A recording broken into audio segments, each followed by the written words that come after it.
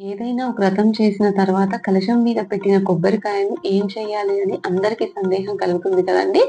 అయితే ఆ కొబ్బరికాయను ఏం చేయాలి అని ఈ వీడియోలో తెలుసుకుందామండి. ఏదైనా వ్రతంలో కలశం పైన పెట్టిన కొబ్బరికాయను తియ్యటి ప్రసాదం మాత్రమే చేయాలి. పచ్చడి లాంటివి మాత్రం అస్సలు చేయకూడదు. అంటే కారం చేసే పదార్థాలు చేయకూడదు. పూజలో కొట్టిన కొబ్బరికాయను మాత్రం పచ్చడి చేసుకోవచ్చు. కానీ కలశం పైన పెట్టిన కొబ్బరికాయను మాత్రం తియ్యటి ప్రసాదమే చేయాలి అని మన పండితులు చెప్తారు. అయితే కలశం మీద కొబ్బరికాయను అమ్మవారికి గాని ఏ దేవుడికి పూజ చేసుకున్నామో ఆ భగవంతుడికి ఉద్వాసన చెప్పిన తర్వాత తీపి ప్రసాదం చేసుకోవాలి.